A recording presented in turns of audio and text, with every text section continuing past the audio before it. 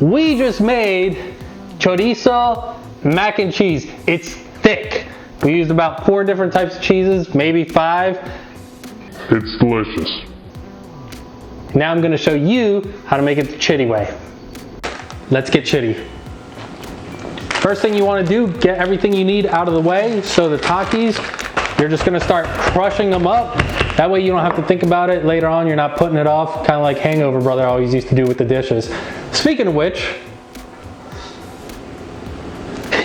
he's back for this episode. First up, we're starting with the chorizo. We just did a taste off with the La Banderita, which is the classic, and El Mejor. Honestly, very similar. You can't go wrong with either one. You slice them right down the middle like I did with this bad boy, and just put it in your pot or in your pan. Then we're gonna brown it off. Let's look at some of the cheeses that we have, because we got a bunch in the house. Extra sharp cheddar, habanero cheddar, mozzarella, more mozzarella, and Monterey yak. Don't get the pre-shredded stuff because they put some stuff on there, potato starch, that doesn't let it melt right. Don't be lazy. Do it yourself. You want to go ahead and shred up all that cheese. Look at that. We got 4 different types of cheese, 5 different types of cheese. Some Takis as a snack. Really good, but lots of shredding. I cleaned off some of the oil from the chorizo, but we're gonna hit that with a stick of butter, and then we're gonna use it to make our bechamel, which is gonna be the butter, the flour, and some milk. I'm supposed to use 2 sticks of butter for this recipe that I got from Binging with Babish. So check that show out because it's awesome. You have the butter in there. Just let it cook off just a little bit so it gets rid of all the water content. In the meantime, we're gonna put in all of our elbow macaroni, and then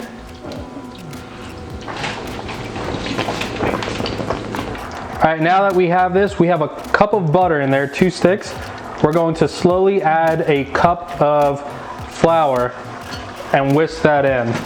Don't add it all at once. Just start whisking it, add a little bit, whisk it, add a little bit, and don't stop stirring. All right, you haven't seen this, but we've been whisking for like 20 minutes. It looks pretty good. Then you take some cold milk. First you hit like and subscribe. A little bit at a time. Thanks to Shim over here for continuing to whisk for me. We're gonna start adding the cheese. Just a little bit at a time, you don't have to go crazy. Yeah, this thing's so thick.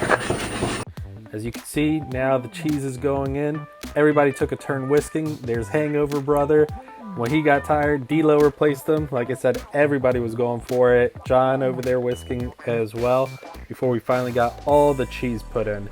Then you just take all that macaroni that was sitting there, start stirring it up, fold it all in. You could see just how thick that sauce is. They used a little too much flour, but it was still pretty good. Next step, you want to start layering that into your, or just putting it into your casserole dish. Top it off with the crushed Takis that you have.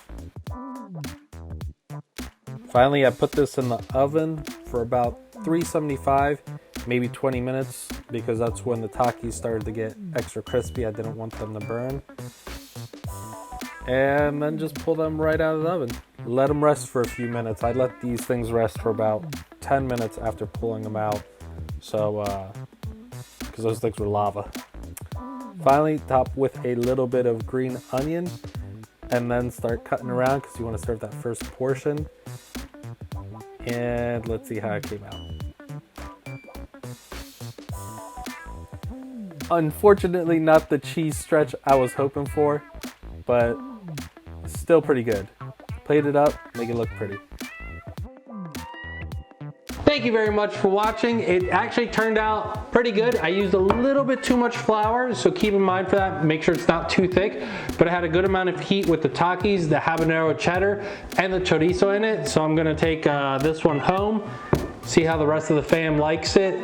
If you like what you saw, please hit like and subscribe. It really means a lot. And if you want to follow more around, you could hit at the Chitty Chef, Facebook, Instagram, Twitter, which I don't really use, Snapchat. Snapchat's the one to see everything on there. And of course, if you want to share any of your Chitty recipes, go ahead and send them to Reddit. It's all at the Chitty Chef. Thank you very much for watching and have a great day.